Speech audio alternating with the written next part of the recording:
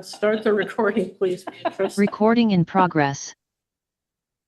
Welcome to the Norwich Selectboard April 9th, 2025 meeting. I'm Mary Layton, the chair. Vice Chair Kimo Griggs is on Zoom tonight, as is our town manager, Brennan Duffy. Sitting to my right, I have other select board members, Priscilla Vincent, Matt Sweat, and Marcia Calloway. The first item on the agenda is to approve the agenda, and I was remembering that last time we had a question about what to do if Matt is called out on a fire call. Did we resolve that? I think I was going to come back to you with suggestions. And so if this is an appropriate time. I think if the first item on the agenda is to approve the agenda. I could let you know ahead of time which agenda items I might like to weigh in on. So if I were to leave, if appropriate, we could table those for the next time. Okay. I don't see any right now that would, warrant that kind of disruption. Okay. So, and then I'll make sure to let you know via whatever channel you think is easiest. If I'm away at a fire call and can't make the meeting, I will text you or call Texting you me on the, whichever. yeah, Text you on your cell. on the cell. Okay. That'd be the best. Perfect. And then I will just, if ahead of time, once you send out the agenda, and I will let you know, or I can let everyone know, what item I might like to table if I'm not there. Okay. Yeah. And sometimes I think that tabling might be overruled if it's a very timely kind of thing, and it's strongly supported. So, yeah, whenever appropriate, that's great. Okay. If not, totally understand. okay. Well, I think there's a plan. Everyone okay with that plan? Yeah. Okay. So the first item is to approve the agenda. Are there any questions about the agenda or? No? Okay, may I have a motion then? I move to approve the agenda as presented. And a second? Second.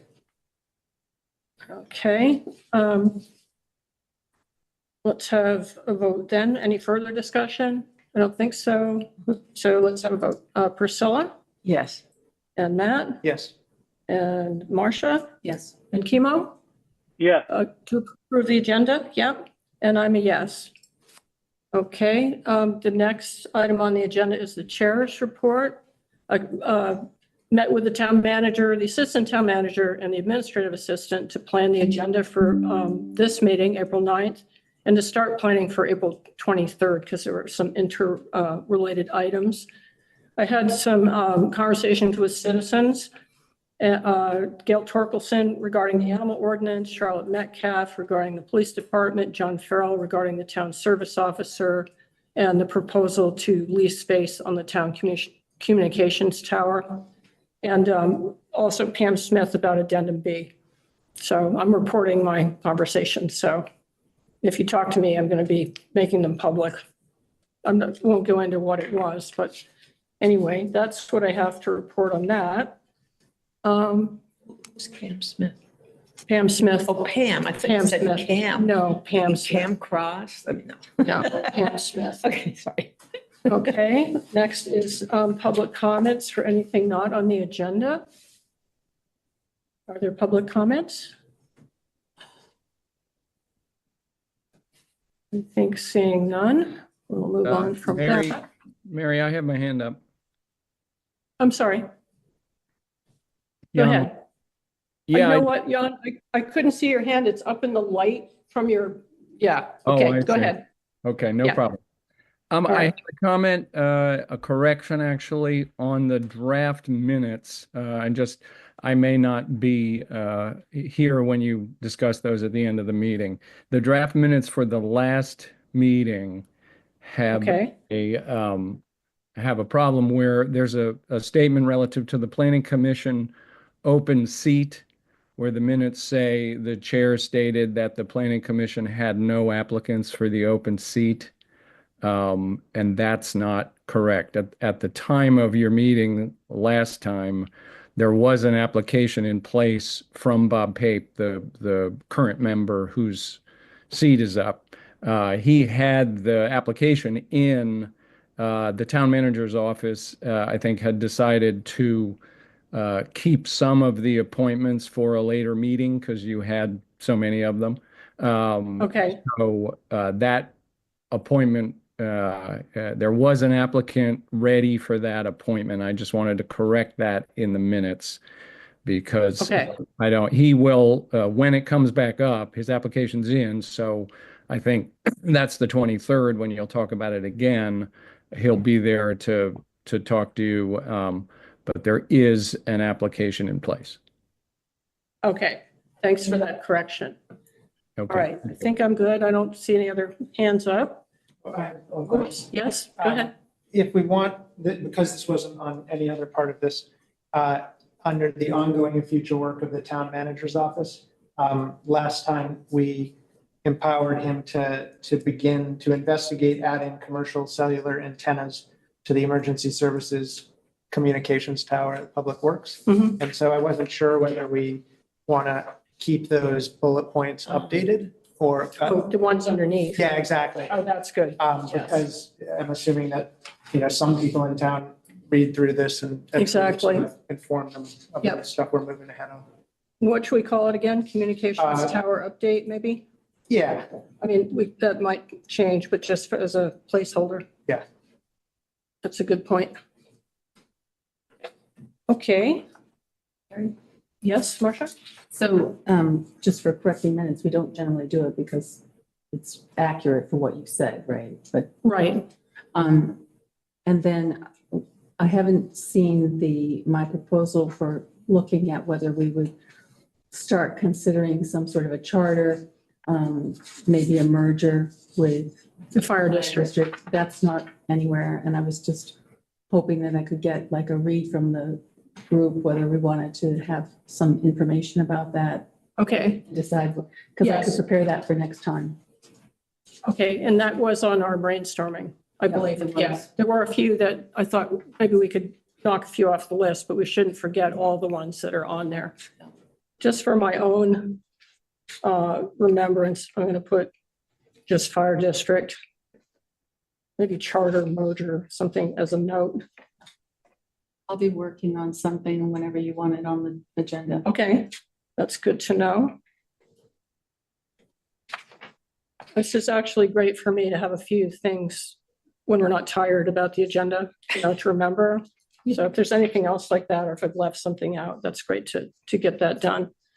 Okay, any other discussion about the agenda? Oh, we've already done that. Okay. Now we're down to public comments. Okay. So number 4 is appointments to committees. And I believe we have, it's Brad Weibel. It looks like he's present on Zoom and is applying for the Energy Committee. Brad, would you like to speak? About Yeah, your, thank you all. interest? Yeah, sure. Thank you for shoehorning Okay. me in. Sorry, I can't be there in person. I'm solo parenting here tonight. Yeah, I've been on the committee for 3 years now, and I was told that my time was up. But I feel like the first couple of years was just me sort of getting to learn the people and the issues and the state and everything else. And so I contribute as I can. You've probably seen us at various places around town trying to talk to people and hand out info to, like, whether it's weatherizing your home or transitioning to heat pumps, whatever. I think it's an important topic, and I know a little bit and I'm learning a lot more. And so it's a way to give back to the community that I'm happy to do. All right, thank you. Are there questions or comments for Brad? Glad he's willing to serve. Very grateful Yeah. that you're re-upping or you'd like to be considered, yes. Great. Any Well, other thanks so- questions? Okay, let's see. Do we have a motion? I move to appoint Brad Whibble to the Energy Committee for a term to expire March 31, 2028. Is there a second? a second. Okay. I think Matt beat you to it. But yeah, let's see. And let's have a vote. Priscilla, how do you vote? Yes. Matt? Yes. Marcia? Yes. You vote? Yes. How do you vote? Yeah? Okay, and I'm a yes. Okay. All right, Landslide. so that's you. Oh. Thank you so Thank much. you. Thank you. Have a good one. Thank you. Okay, so the next item on the agenda is the Tracy Hall heating system. So I know that I believe Chemo has some thoughts that he was going to read into the record, and the town manager has some thoughts. He's been talking to us, doing some preliminary research. So maybe would you like to hear from them first? Or is that okay? Yeah. Okay, let's start with Chemo, and then we'll come around to the town manager. Yeah, thank you. What I would like to, I guess, read in is that the proposals that we're making for Tracy Hall ought to fit within a larger overall plan for modernizing our public buildings generally. I don't think this holds anything up. I think it's just a good time to begin to understand that we have two buildings that have, at least partially, the Tracy Hall and the Public Safety Building, both have oil-fired systems that I think need to be retained for backup in the future. But as we begin to improve our energy solutions, we ought to consider electrifying those buildings using heat pumps, which may be able to work in conjunction with the oil-fired heating, air to water in particular. There are modifications, of course, but in the building out, I'm forgetting the name of the Public Services Building, the DPW? DVW. Which one? I think that's a gas-fired system. Oh, excuse me, Chemo, for a minute. Do you mean the Public Safety Building where the police are, or the Public Works? Now the Public Works Building. That is a gas-fired system, which I believe we also need to retain. We need to retain all of these systems as backup in the future. So my recommendation in treating Tracy Hall is that we consider that as proposals are accepted to upgrade our oil-fired system. Let's try to do something that can act as a backup system in the future when we, if and when we go to heat pumps. So sort of an overall, as we head into the future, we should be looking at getting heat pump solutions, possibly some backup batteries, and solar, so that anything we do can fit within that overall scheme.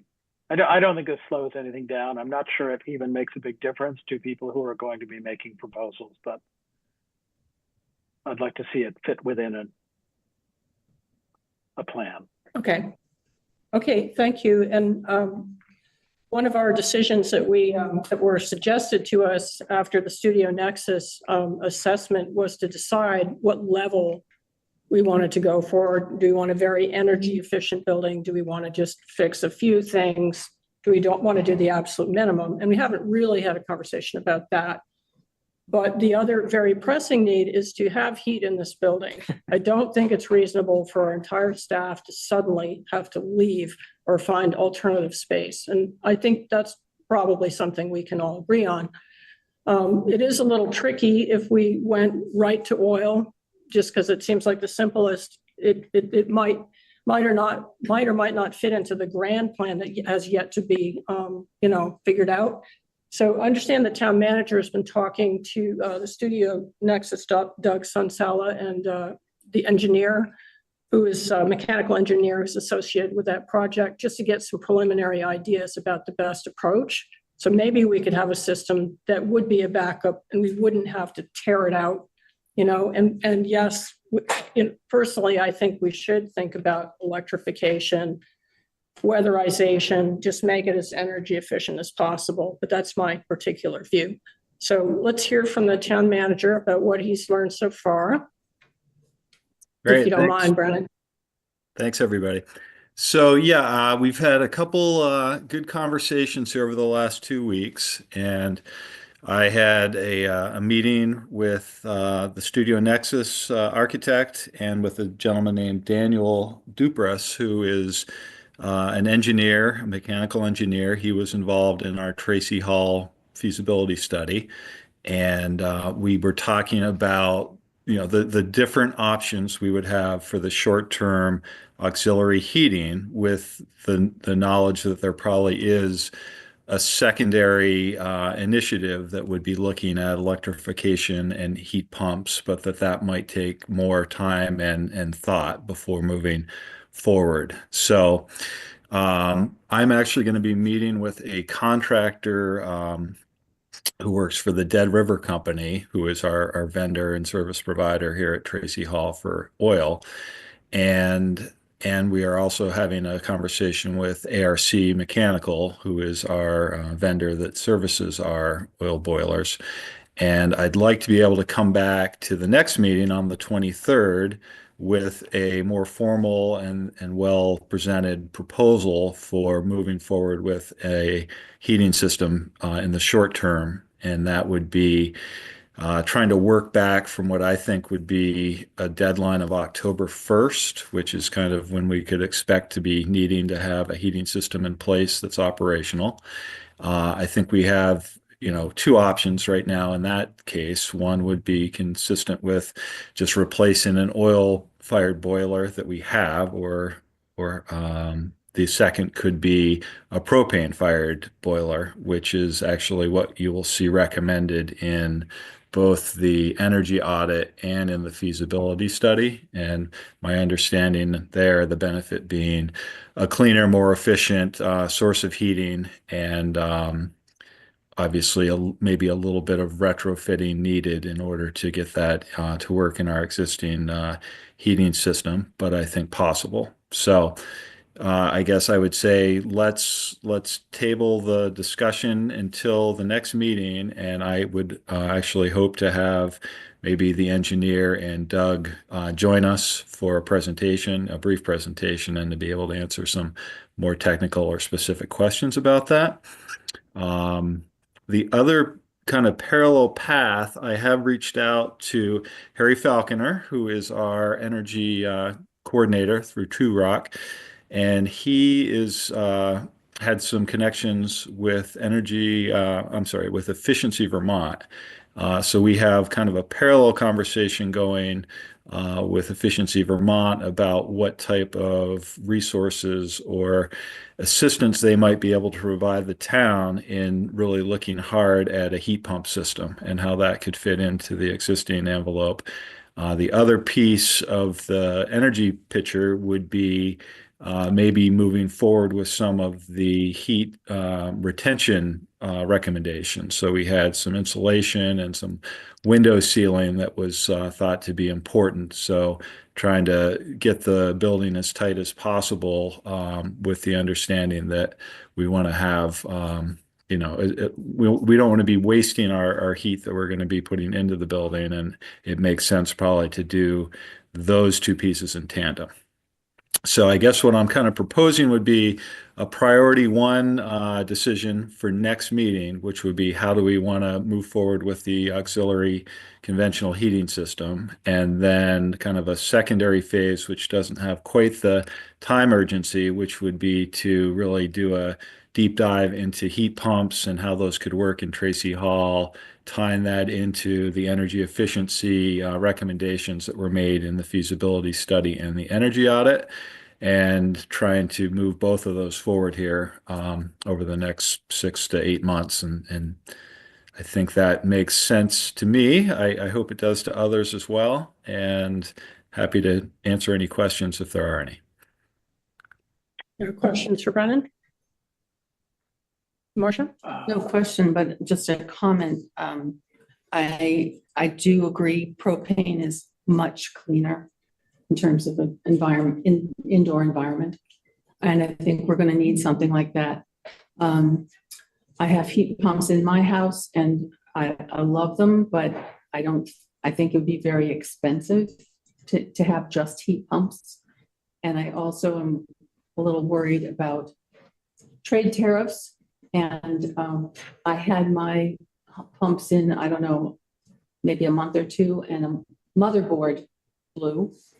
And it's about the size of your thumbnail, but it had to come from China several weeks.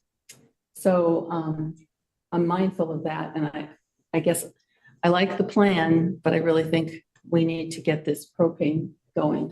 Mhm. And maybe just cost benefit analysis on the heat pumps or phasing it, waiting a little bit. I have did you want to reply to that?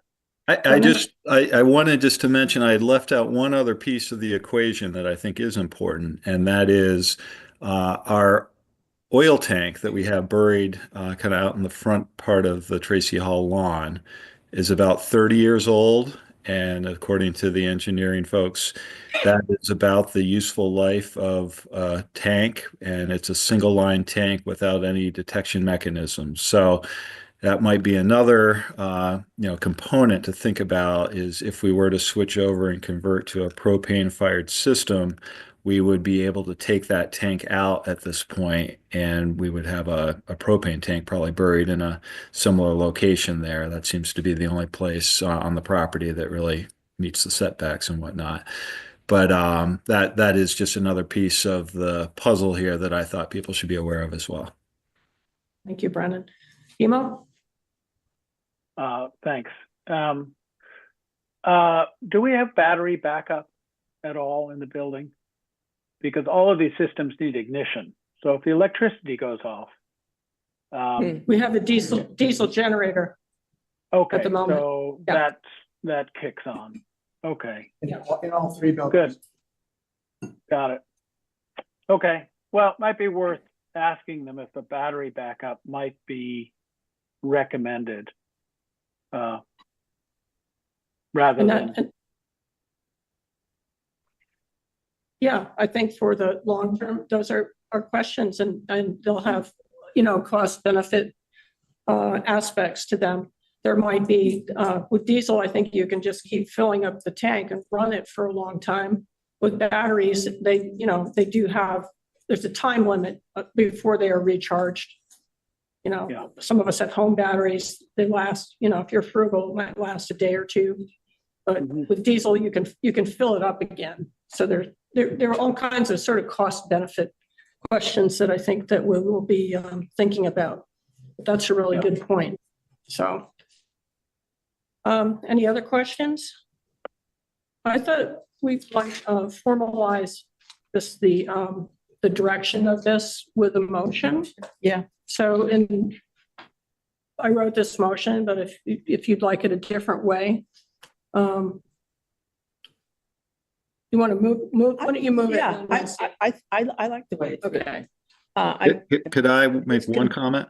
yes, And the only question I had about the motion as written is the integrate an interim heating system. I think if we replaced interim with auxiliary for the Okay. motion, that might be more appropriate. Okay, that makes sense. Thank you for that suggestion. okay. Just spell it now.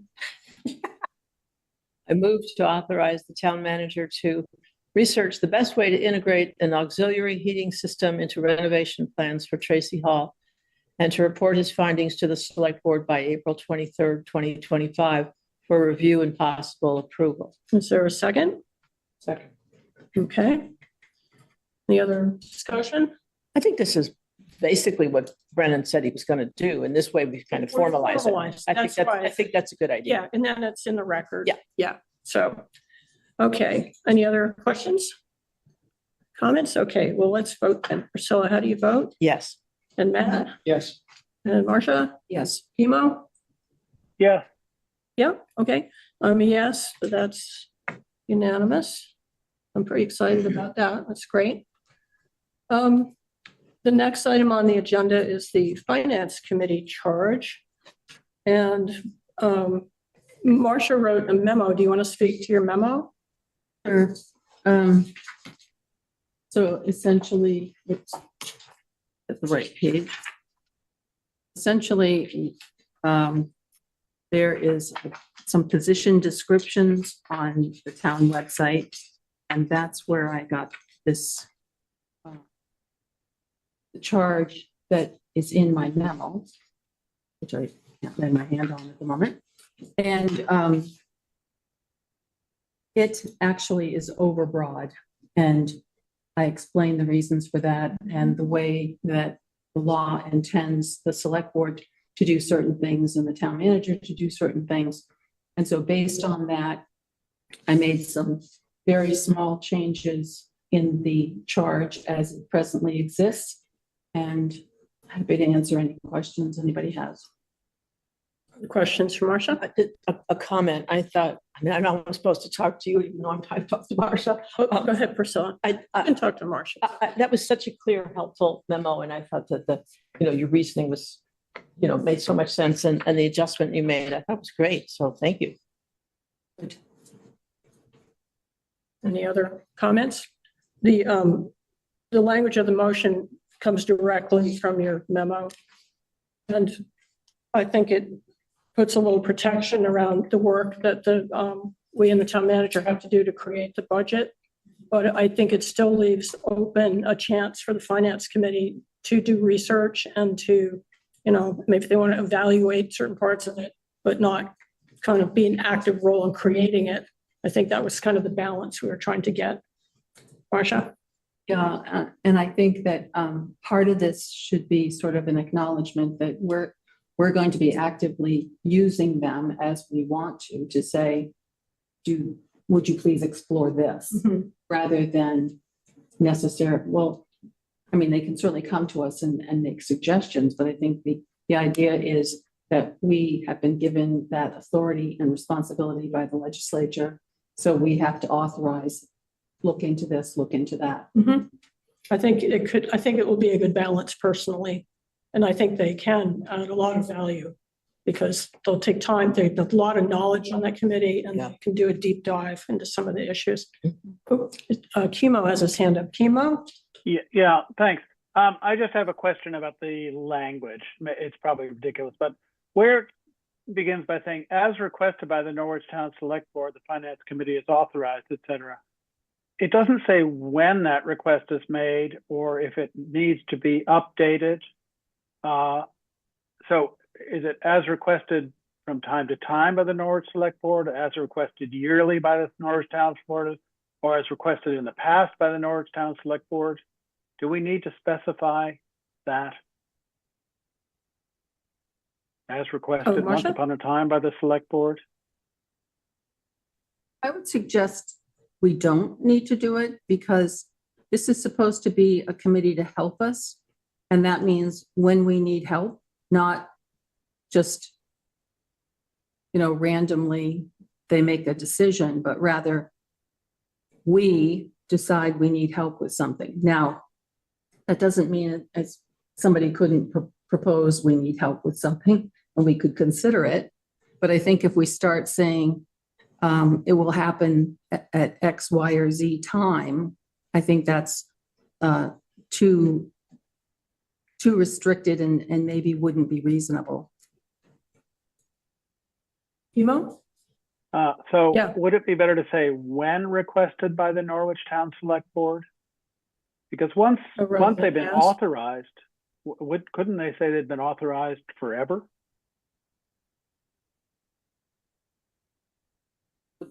Mary? Directing the question to me. You want to reply to Chemo? Unless you do. Go ahead. All right. It's like ping pong. I don't see much difference between when or as. It's as we request or when we request, they do something. Priscilla? Does this imply that they should not do anything at all until we reach out to them? I think it implies a communication that it should be a request to us, what they'd like to do. Then we'll know what they, I mean. Okay. So maybe that's not clear though. Well, I don't think it is, but it sounds as though you're hoping that they would meet. I don't know. I guess they have to warn their meetings. I don't know. And say, here's a proposal from us. I don't know. Well, I think as written, it would be more that we would say, can you do a study on this or that as written? That's how I understand it. But do we want to have, they might have some really good ideas. So do we want to have this also reflect that they might come to us with an idea similar maybe to committees, that And do we have that in here, Marcia? Yeah, I mean, they are a committee.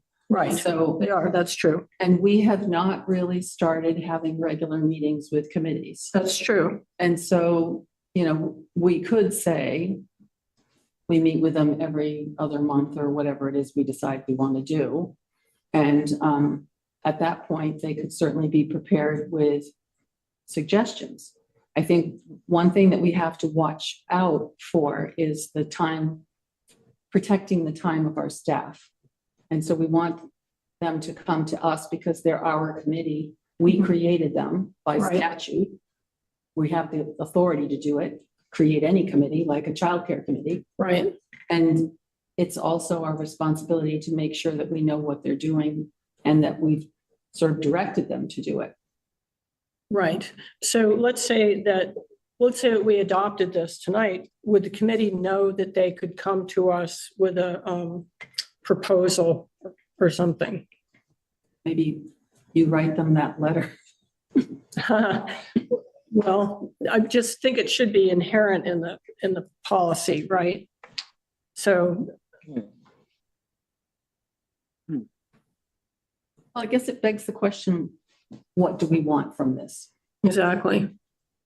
So I would like to protect the budget creation process, but also I think there's a tremendous amount of knowledge and expertise there that I would love to be able to, unlock for the town. Yeah. But I don't quite know how to put it into the policy. So, Well, could we start by, we could tell them that we'd like to meet with them at a certain time, and they can tell us what they think we should ask them to do. And then we can decide if we want to ask them to do it. right. All I'm saying is that in the policy, how would you know just by looking at the policy when we're, long off the board or something, how would you know that that was the process? I'm not sure it's clear. So, Well, we don't really have I'm sorry, I'm just going back and forth. no, that's fine. We don't really have that sort of process with other committees either.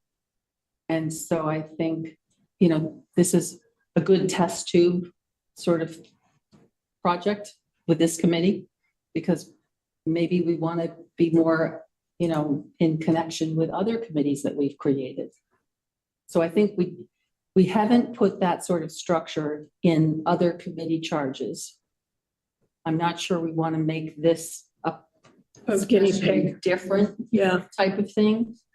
And I think that's where we just have to have dialogue and communication and you invite them, to a meeting on the agenda, and we have a discussion and they come prepared. so maybe we might invite them. Okay, so I'm seeing two things that might be helpful to us. One is if we have an idea of what would be helpful, for them to do for us, but then they might also have some ideas that we hadn't thought of. And I think we want to be open to both. So, we could adopt this and follow it up with some invitation for the finance committee to meet with us, just so that we can work out those details at a future meeting, something like that. Well, you know what it's like when we're getting close to the budget time. I mean, we need to let the town manager do the work with the Yes, departments absolutely. and not be interfered with. Yes, But if somebody has a proposal about something, and I can't even give you for instance, and we think it's a reasonable thing to investigate, right. I mean, that's kind of for them to propose to us, unless we Right. can come up with something. Priscilla? Maybe this is a little, not exactly what you're talking about, but one of the people newly appointed to the finance committee came to me and said,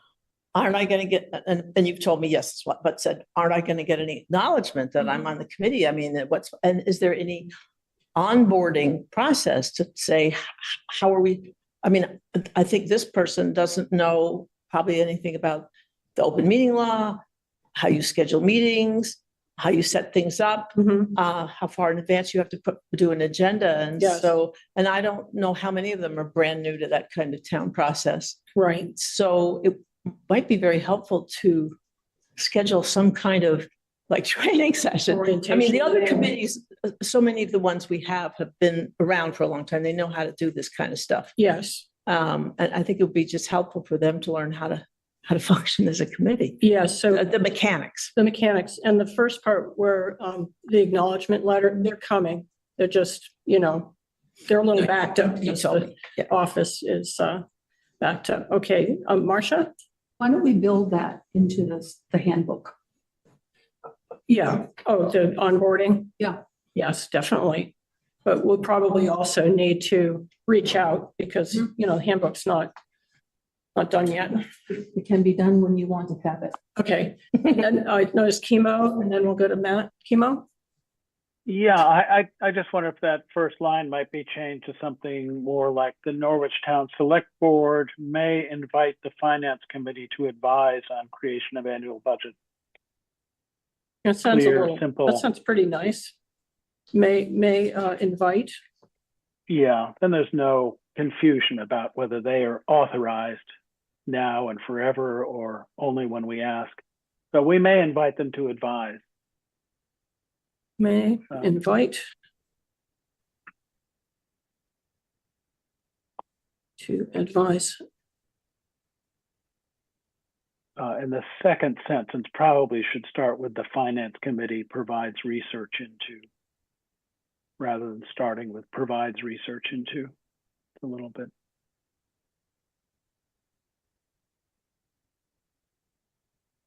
If that makes sense. Okay. Marcia, how does you feel about that? So it would read, the Norwich Town Select Board may invite the Finance Committee to advise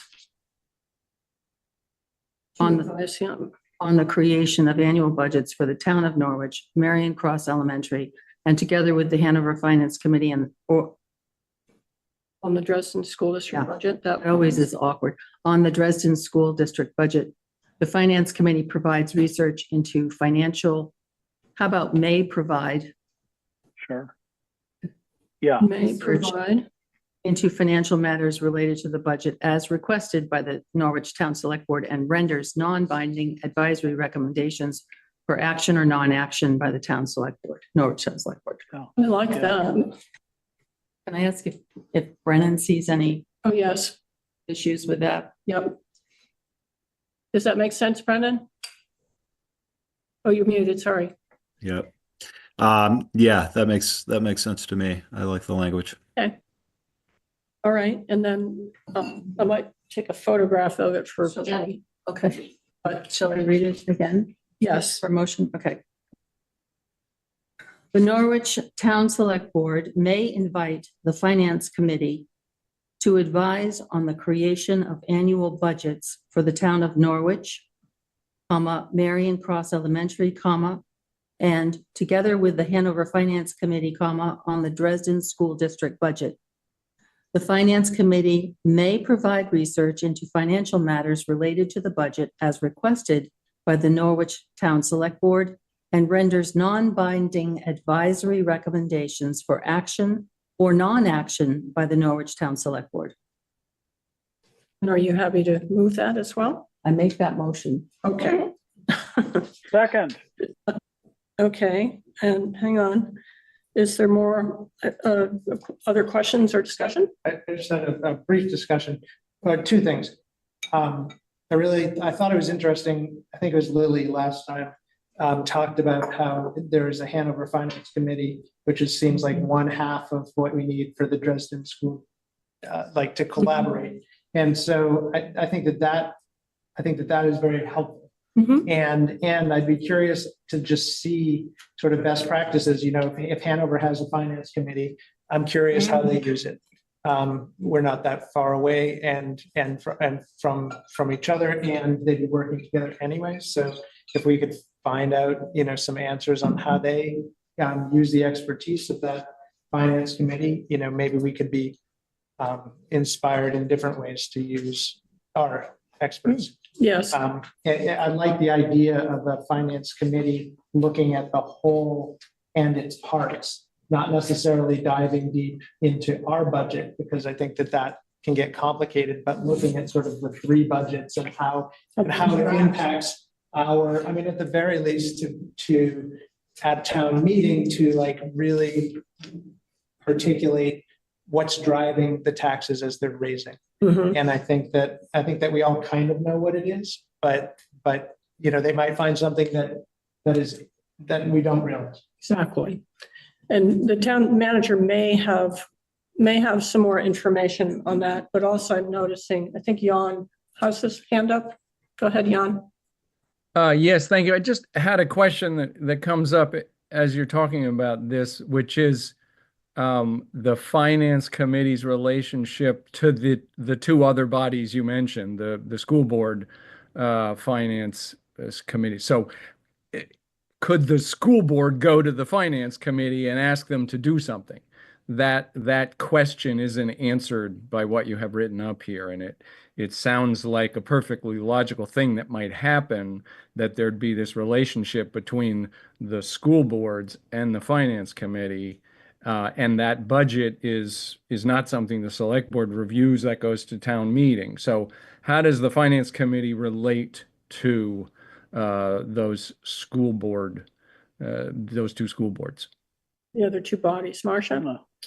Well, this committee is a creature of our creation. And so I think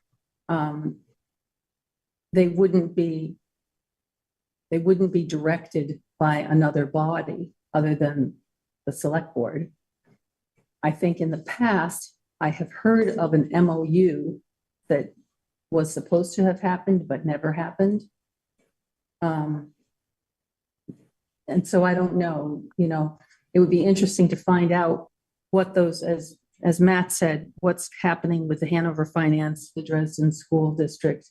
You know, is there something concrete that's a structure that they're using? And if so, I think we might want to consider if that's something that we want to do and how we want to go forward with that, and how this committee would be involved and what kind of authorization they would have in that structure. Exactly. But I think it's a good idea. I still support this motion to get started in this process because, as you say, Marcia, it's starting here with us and our authority over this budget. So it sounds like more research would have to be done on the, you know, I mean, maybe the school wouldn't want the finance committee to be involved in there. I don't know. I mean, we have three other bodies. We haven't asked them. We don't know how it works for Hanover. Do they look at the Marion Cross budget? Do they, you know, we don't really know. But I think this is a good start to lay the groundwork for, I mean, maybe we have to amend it if we did some research, but I don't think it's good to leave it wide open. I don't think that's good at all. So how do you all feel about it? More confusing? I'm as comfortable as I can be with that particular charge. Mhm. And then as we get more information. Revisit it or something that needs it. So My husband was on the finance committee years ago, and I wasn't paying a lot of attention to what he did, but he went to a lot of meetings during budget season. The impression I got was that it was a pretty independent group, and that what they were trying to do was listen carefully to all the budget discussions and see if they made sense to them. You know, when you get very close to something, it's just, you know, you just don't have perspective, and see if they thought that they were thoughtful and well worked out. So in that sense, they were independent. And if they thought, well, maybe the school didn't really need to spend money on a new playground this year, they would say so, because they would have a report. I mean, I don't know if we're contemplating this, but they would have a report in the town report that might say, you know, we support the Norwich town budget. We support the Marion Cross school budget with the reservation that we don't think the playground should be, you know, they could make general recommendations like that. And I don't know if that's what they would want to do or if that's what we would want them to do, but they seem to be literally sort of saying, does this stuff make sense? And financially, does it hang together? Right. Yeah. So more of a review of the three. Yeah, I don't know if we're trying to be too Too put them expansive in a about it. Procrustean bed, you know? Uh-huh. I don't know. Okay. Well, Marcia? well, I think that the way it's written, and the way we drive this bus is to invite them to come and have that initial conversation. Mhm. And then we can, you know, if they say, we think that we'd like to listen into the budget discussions and then go off and do X, that's for us to evaluate and approve or not. I'm going to put it on our select board list. Right. Yeah. Okay. So, Well, I mean, in a sense, they're members of the public, and all three of these budgets are held in public session, and the public is allowed to comment. sure. Yeah. Okay. Are we ready to move forward with this part as it stands? Ready to vote or more? One more thought, sorry. Yeah. I'll go. Should we be the ones going to ask the Hanover Select Board how to use your finance committee, or should we direct the finance committee to go talk to that finance committee and see how they operate? Well, Both. it may be that the town manager has some experience with that too, because he meets with other town managers. But he might have, let's just ask him. Brennan, do you have some knowledge of the Hanover Finance Committee in your talks with other town managers? Do you have I have perspective or? I have confirmed that it exists with the Hanover Town Manager, but I don't really have any specific detail. Okay. Well, we're not certain how to pursue research on this, but I think we're okay with this initial step anyway. That might be an excellent first charge of the finance committees to. That's right. To have them sort of search out Sort it out a little bit. town best practices. I only referenced the Hanover Finance Committee because they'd be working with them anyways. Yes. But it shouldn't be confined to that. That's a great idea. Maybe that's our first. Yeah, our first step of finding out. Okay. Are we ready to vote? Okay. Let's see. Priscilla, how do you vote? On the, I've been uncertain, but I'm going to say yes. With the comment that I really like Matt's idea of what the first charge should be, and maybe we want to like do that the next meeting or something. do it very soon. Prioritize it. Okay. Yeah. Okay, Matt, Yes. Marsha, Yes? Emo? Yes, with Kimo? the comment Okay. that, yeah, can you hear me? Yes. But Yeah, my comment yep. would be, I'm suspicious of Matt thinking that we can learn something from New Hampshire. Says the truth. Vermonter. Ooh, that's But stung that's a a little yes. bit, Kimo. That's a yes. Okay. And your vote, Mary? Oh, I'm sorry. I'm also a yes. Thank you. All right. Our next item is the second read of the Animal Control Ordinance. And I know how I have questions, but let's hear what others would like to talk about on that. Priscilla? I've heard from some people, not just the ones who wrote into us about concerns about unleashed. I mean, the possibility that there be no place in town for a dog to run free Mm-hmm. on a leash. And it makes me glad I don't own a dog right now. I don't have to get personally involved in this, but that is a dilemma. And we did have one letter from someone a couple letters that said, Mm-hmm. you know, what do you mean in town? You know, we live out of town and we have these dogs that are, you know.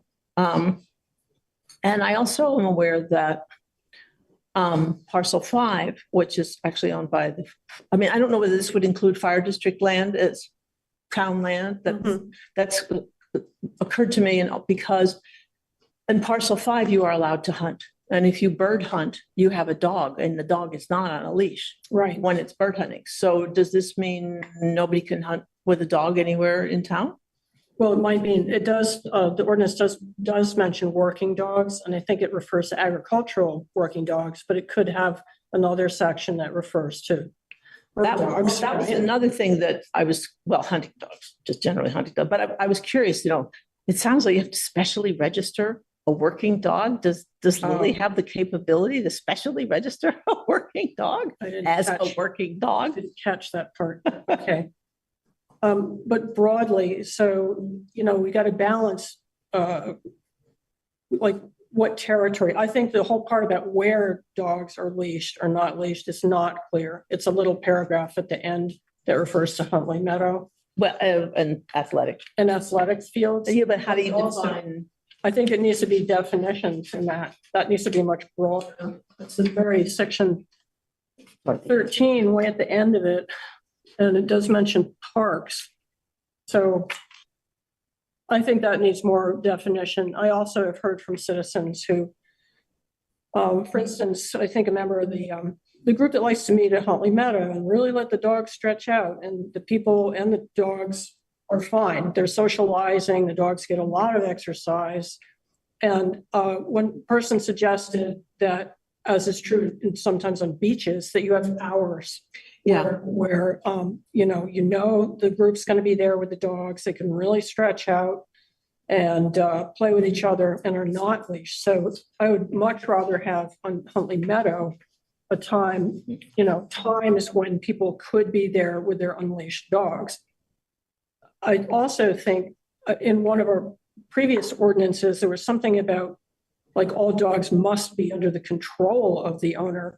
That needs to go back in there. And it's a very high bar for a dog owner to really have that control. I think it takes training and practice and so forth. Uh-huh. But I also think that needs to be, part of this. And that would certainly apply to people in the Huntley Meadow situation who were, letting a dog stretch out and run.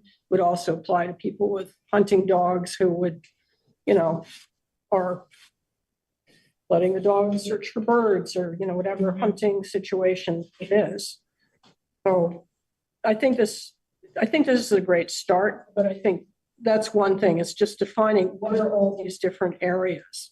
Like on trails, do we want the dogs to be loose? And you just know that if you're going on a trail, that the dogs are not likely to be leashed, but they should be under the control of the owner?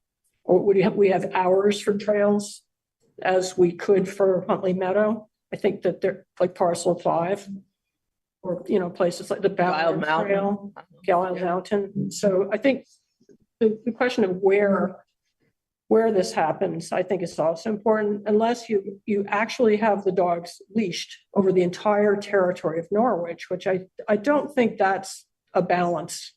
I don't think people are going to like that. So, Marcia? Yeah, I think actually the definition is pretty clear that it's, you've got a prohibition under section 4A2, which is running at large is prohibited. And then That's true. above, you've got the definition of running at large. And that means you're not on a leash, you're not in a vehicle on the owner's premises or on somebody else's land, I guess with permission, or clearly under the verbal or nonverbal control of the owner. So that control is still in there. Could you just say which one that is? Yep, that's under Section 4, right? section 3 has the definitions. And so I think it's on page, it's 8 of the thing, but it's right before. Look for potentially vicious dogs and then go down to running at large. Well, I see owner, I see impoundment above that. So There's running at large. That's not six. Section 6? Section 6, okay. Section 6. section 3 definitions, section 4, and I guess Section 4 has the running at large, section 6, let's see that. the definition of at large. is above. Section 4, number 6. Oh, okay. Potentially vicious dog. Oh, it talks about running at large. So I think the things 4A6. that I think the things you talked about are in there. I guess I'm a dog owner, but I have a Scottish Terrier who, if he was off the leash, would be in Wyoming. And so I'm used to it, but I understand large dogs. I mean, we used to have, my grandfather had hunting dogs, and I understand they need to run. Mhm. So I think it would be nice if we could find a way to have a place. And I know that someone complained last time about dog parks. I'm not a fan of dog parks either, but I'm just wondering if it might be possible to find like a field that we could fence. So it wouldn't be like a dog park per se, like you go to in New York City, but is a place where people could run like they do on Huntley Field.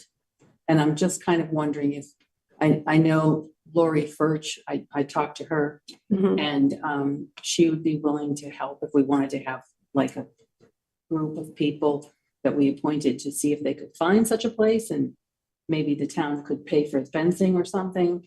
But I also think there's an absolute need for something like this, because we need to protect everybody. We need to protect the dogs that need to run. We need to protect the children. I've had to scoop my little dog up numerous times when a bigger dog comes and, is going to trample him or something. And we don't want a situation like we had on Huntley Field last year. Mhm. So I think, and I'm worried about, I thought about the hour times at Huntley Field or places. And I think that would be problematic because we're dealing with the schedules of people trying to run athletic programs, and we can't, sort of, I don't know how we mesh with that, unless I suppose if we just said this time is off limits for you, but somewhere we're going to run into people colliding, right? So I'm just wondering if it's possible to both approve something like this and also find a place that's large enough that people would feel that they could let their dogs run. Who's gonna give the land? Okay. I'm noticing our police chief has his hand up. Shall we hear from Police Romiak?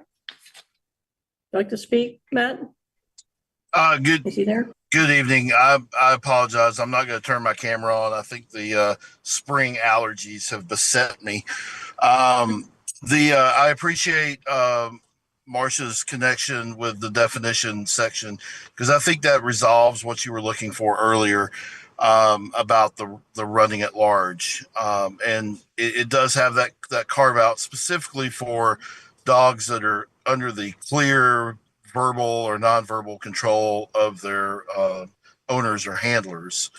And it gives the leeway for us to make a judgment call if we have someone that, claims their dog is, under their control, but it's clearly not. The athletic field section is a little bit different, and it's because we're, our rec director has, asked us to help out keeping dogs off the playing surfaces.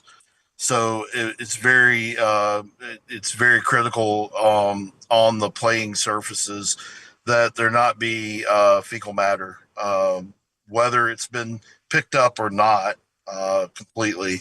It's a pretty high priority for the sporting leagues to make sure that's well controlled. I'm sorry, I blanked on the third thing I had that you were talking about, but I think it captures everything that you were looking for there. I have a question, Chief, on keeping the dogs off the playing surfaces. In your opinion, also of our recreation director, does that include all of the acreage of Huntley Meadow? So I don't want to speak for Bree, but I believe she is well on the way to establishing a dog park in the Huntley area. The athletic field surfaces are what's critical to keeping them off completely. And then due to the problems that we have seen in the last couple of years with dogs around Huntley, that making sure they're leashed in that area. Cause I mean, we've had a couple of pretty nasty bites down there. We're trying to have some ability to help control that. Okay, I need clarification on your answer. So does it make sense for enforcement policy that dogs are leashed on the entirety of Huntley Meadow at all times? Is that what we're talking about? Because I don't want to sign off if I don't understand. That's how it is written, and it would be, if a dog park is established at Huntley, that would be the exception to the rule. But as it is written, it must be leashed through the entirety of Huntley Meadows. The entire, okay. That's good information for us to think about.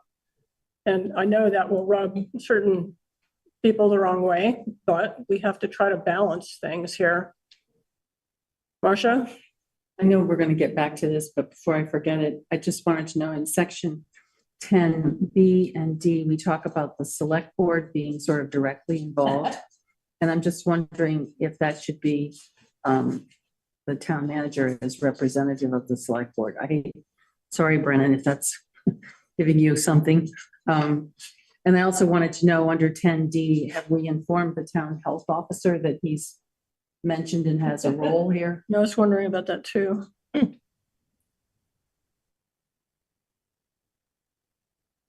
Oh, I'm sorry. I'm looking at things. Matthew Romiak? So I was trying to track when I was looking at this at the packet. You said 10 B and D. I think you're looking at nine under the investigation of vicious dogs. Hold on, let me find it. Page 13. It's not under 10. It's under 9. Oh, 9. So sorry. No, that's okay. I just want to make sure I was looking at the right thing. So that follows state statute when it comes to dog bites. So that's following the state statute that the select board, I think, has to hold the hearing. And the under D on the rabies part, the town health officer is already charged with that anyway under the health officer statutes. So it just parallels that. Okay.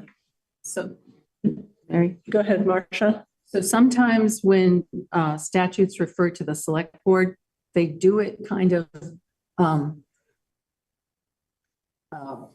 losing the word, but basically it's a euphemism for, the town governance. And it changes a bit when there's a town manager form of government. Sometimes that's not the case. So I don't know, but Brendan's got his hand up. Maybe he knows. I would also just draw your attention to the difference between a vicious and a potentially vicious dog. So the potentially vicious dog does go to the town manager, but the vicious dog, one that has actually bitten a person, that order goes to the select. That makes sense. Okay. Did that clear up the question? It did. Okay. But Brendan still may have something. I was just going to confirm that as well. And I've had a couple experiences here in Rutland. It always has gone to what's called the Board of Aldermen in Rutland City. But the vicious dog, I think by statute, goes to a group and not just an individual. All right. We have a member of the public. Like Betty Barbara, would you like to speak?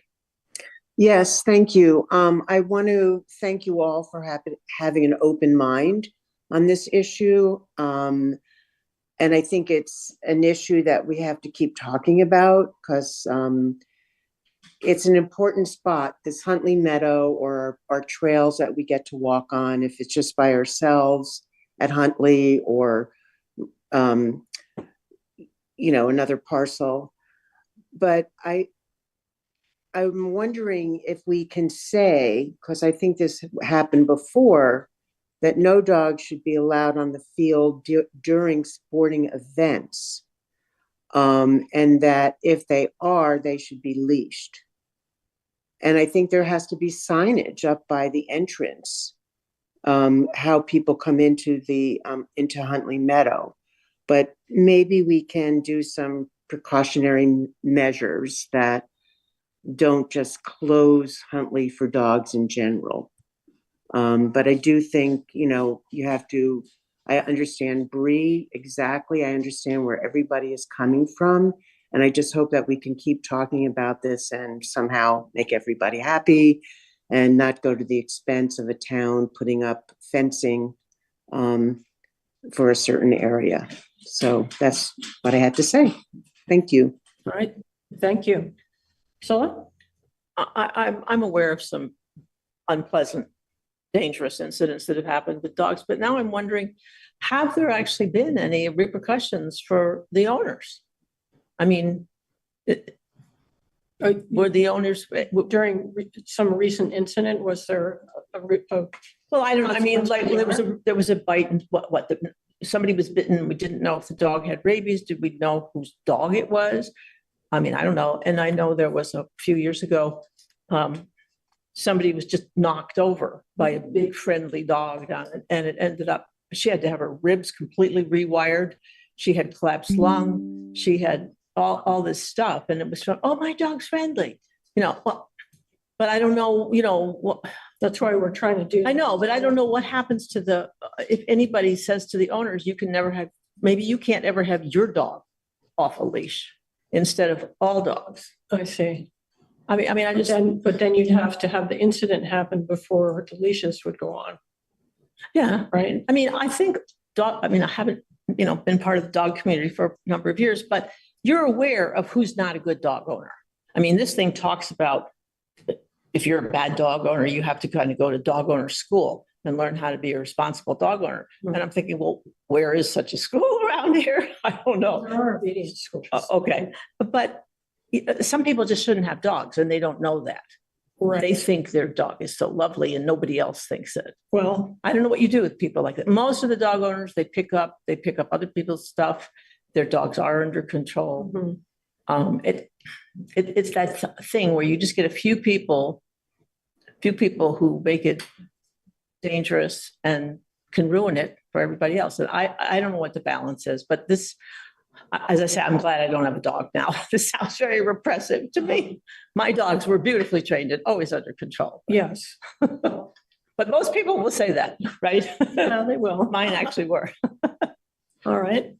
I found that, I thought this was fairly comprehensive and well-written, and giving us, guidelines with flexibility, especially when you're looking at as Marcia pointed out, under section 3, sort of the definition of running at large, it's pretty, it's comprehensive. Mhm. And then underneath section 4, A2, running at large is not allowed. So in maybe one of the questions, as an example of how this gives flexibility, there was a question about hunting at parcel 5, where if you were to read this, it seems like the fire district could give permission for hunting to be done on parcel 5, with the dog off leash, and that would, they wouldn't be violating anything of this ordinance. And so I like that. I think the major question mark, I have a bunch of what could be just typos or edits, but the major question is kind of like, is it appropriate for dogs in any form to be on our athletic fields? And I understand where it sounds like Bree's coming from, which is that if you have a dog in a place, even if it's on leash, it can poop there. Yeah, nature. And then like those of us who have dogs know that like sometimes it's easy to get it up and sometimes it's not. And so that should just not be anywhere near a playing field. Right. And so regardless of whether the kids are there or not, I kind of get that. And the downside is that the largest place to run your dogs is Huntley Meadow. With convenient Meadows. parking and. Yeah, and right it's in town. nice and it's sociable. Yeah.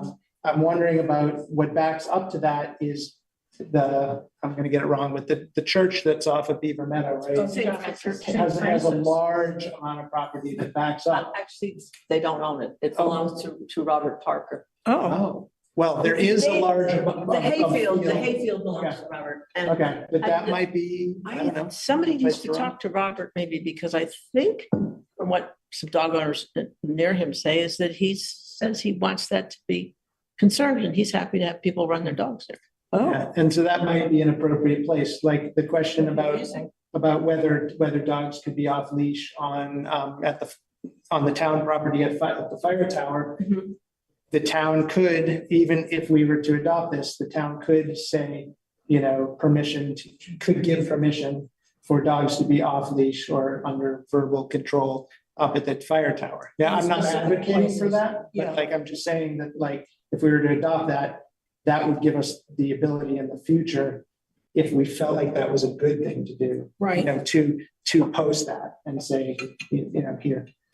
In my experience, I'm never comfortable coming upon people in the woods with unleashed dogs, no matter how good they are. Right. And so I read this as fairly good draft. So may I ask you, Matt, did you say you saw in the actual draft ordinance that permission? What section was that in? Or are you proposing that we build it into this? No, let's see. What I'm saying is that as written, it gives a fair amount of flexibility to us. Does it give us that flexibility though? I'm just don't know. The way I'm reading is in the definition of how a dog is considered running at large. Okay, let's look at that. Which is section 3, the running at large definition. It spans 2 pages. Yes, yes. It's a dog is running at large if it's not on a leash, if it's not in a vehicle, if it's not on the owner's premises, if it's not on the premises of another person with the person's permission. So that's where I was saying that, if we were to give explicit permission for dogs to be off leash I see. at the fire tower property, we could do that. I'm not saying we should, but that would it gives us flexibility. So it's right there. And then clearly under the verbal or nonverbal control of its own. Yes. And so, That's good. Thanks for pointing I that think out. it's pretty flexible, and I can go over. I do have one question for Chief Romeo. It wasn't clear to me when down in fees. I think your suggestion on fees is great, and kind of spans between what other towns are doing. But what's a waiver fee versus a regular I fine? was wondering that too. Yeah. So the waiver fee is when you just say, yep, okay, got it. It was me. I'm the problem. And there's it doesn't go to the Judicial Bureau. It's paid locally into the clerk. And basically that's as far as it goes. It's the very lowest level.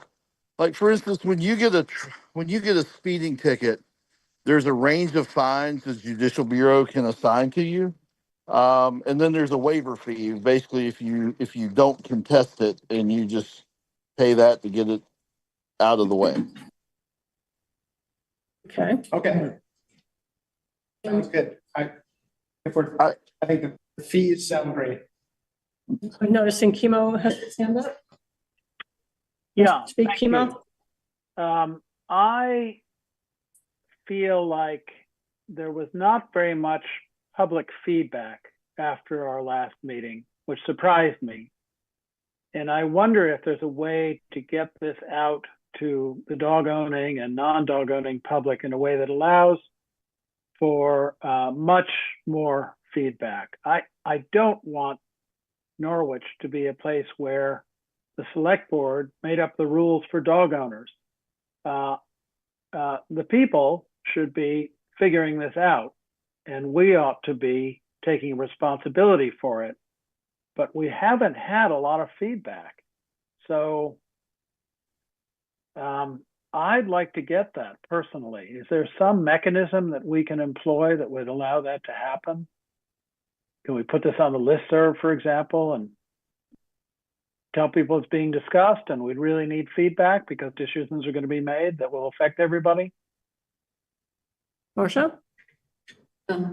Well, I think we have heard from people who are representative in terms of Your points of view. points of view of the dog's point of view.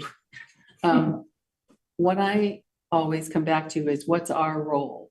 And we have a role to reduce the liability of the town, as well as to make people as happy as they can be. But sometimes those two things are in conflict.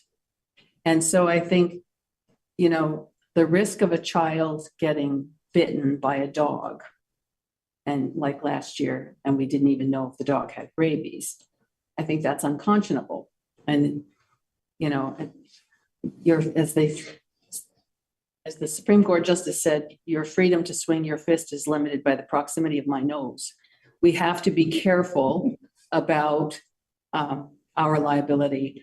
I too had thought of that parcel in back of the church. Mm-hmm. And I was wondering, you know, who owned that and if it would be possible to fence it. But again, I think if we did something like that, the town might have to accept some liability risk, because we're then saying it's okay for you to take your dog here.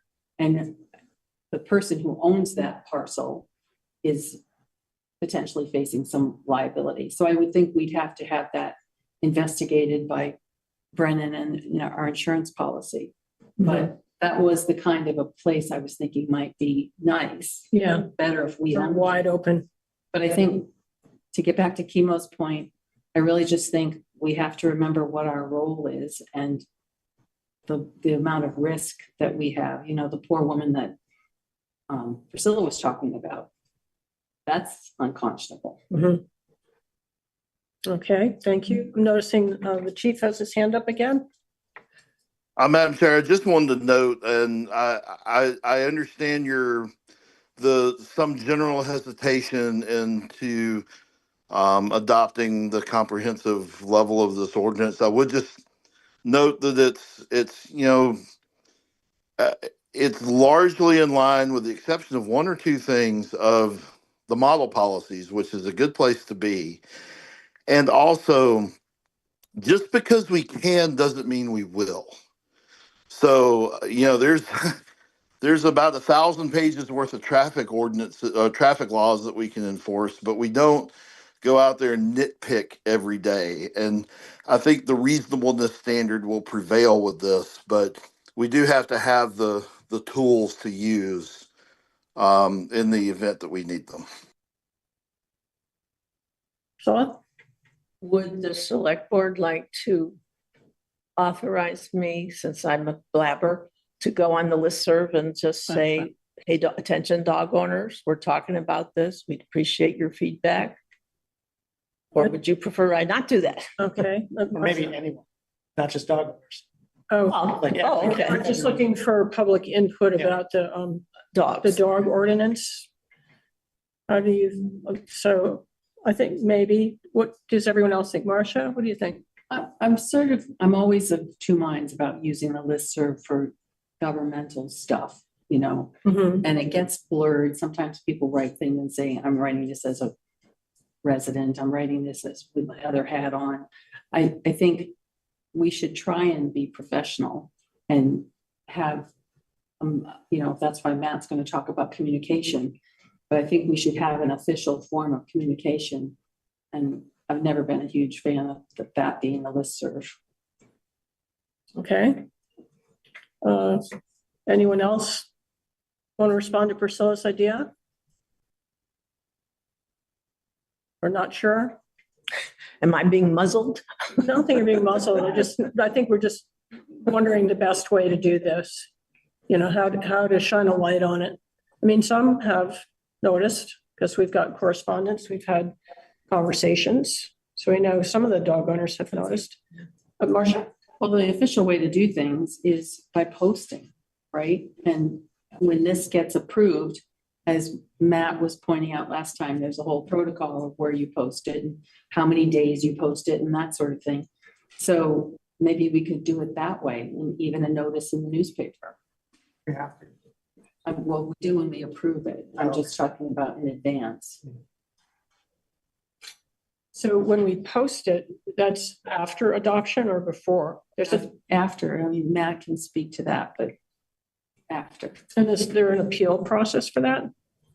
I don't think so, but Matt's read it ad nauseum. Did he go away? Oh, there he is. Matt? Oh, I didn't know if you were talking about me or the other Matt. So there is The chief, yeah. My apologies. no, that's fine. That's fine. I think I'm Matt number 4 in the town. So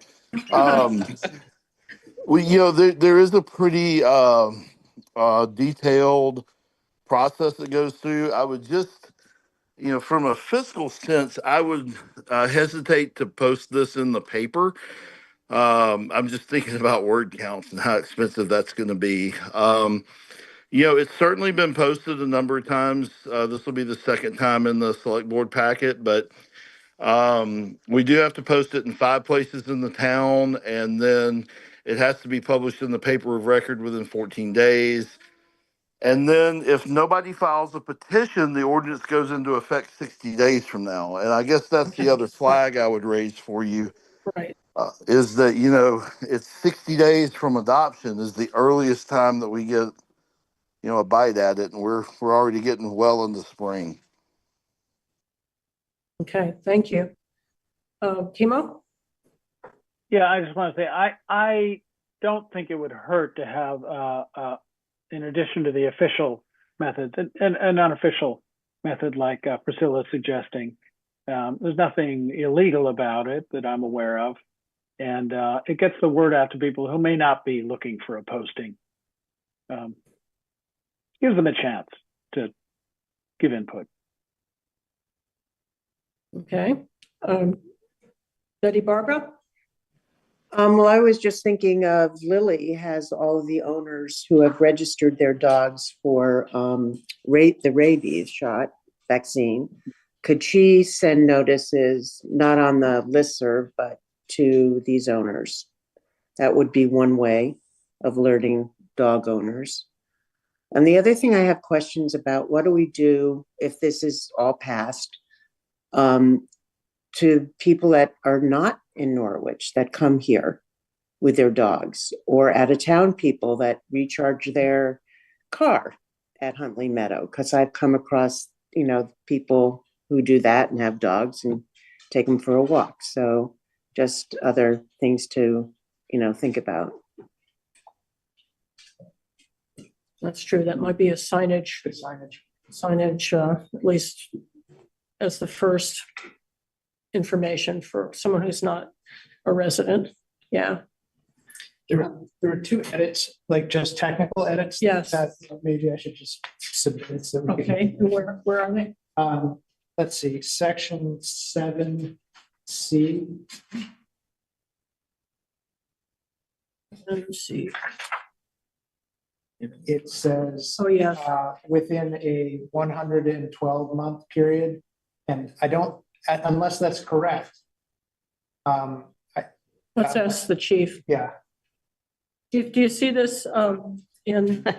Yes, ma'am. That's one of a couple Scrivener errors, if you will, that Lily gratefully pointed out to us.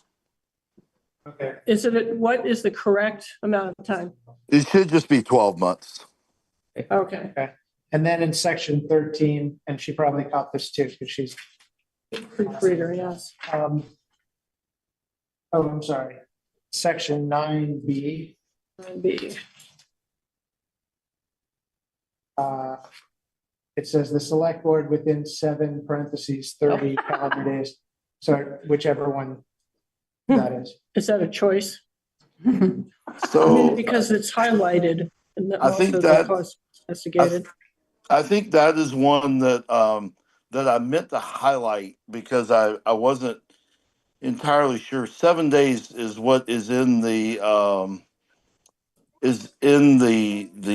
model, but man, that's awfully fast. So my suggestion for that's 30 days. That seems sensible to me. Okay. Yeah. Okay. And those were the 2 that she sent me. I just pulled up my email.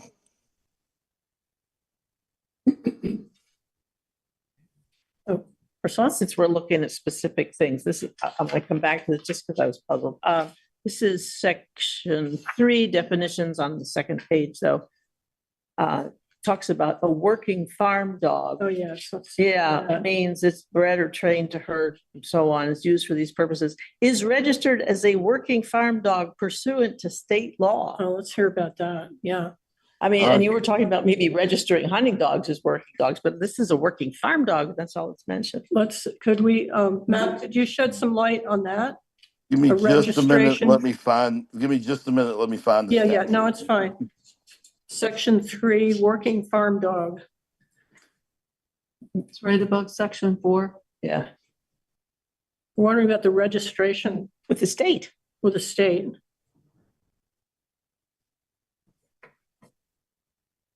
With the state, it's pursuant to state law.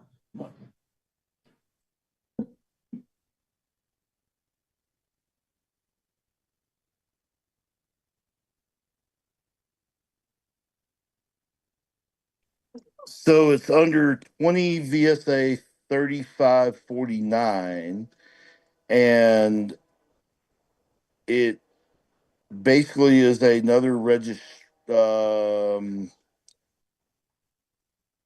just a second.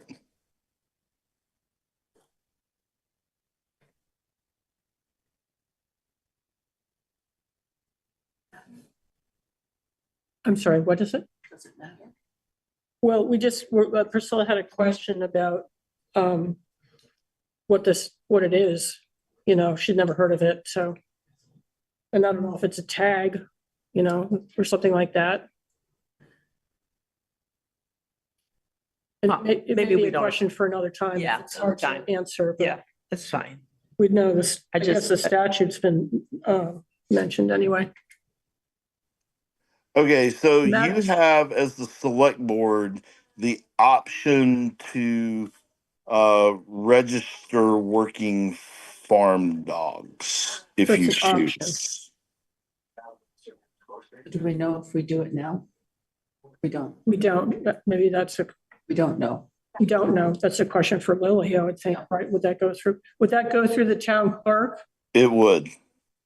Okay, so that's a Lily question. I'm thinking that she doesn't want to register anything more than she's already registering. If Yeah, I I think she's if I got read her hands-on, commentary just with correct. rabies tags and things. She told me that we could task her with registering cats if we wanted to. Oh, my.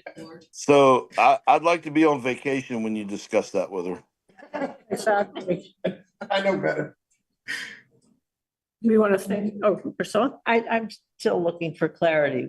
Will I contravene the desire of the board if I go on the listserv and say the select board's discussing an animal ordinance? You know, you might want to, and we would be delighted to have feedback, or would the board not like me to do that? Well, okay. I know Marcia's way against it. Chemo's for it. Matt? I haven't weighed in, and I think that as long as you are just opening it up to everybody and not just specifically saying dog owners, you know, this is important for you. I think it would be great for just to let people of the whole town know that we're discussing, you know, a dog ordinance. Marcia? Going forward, I'd like to see communication officially. Yeah. And no more of this. Okay.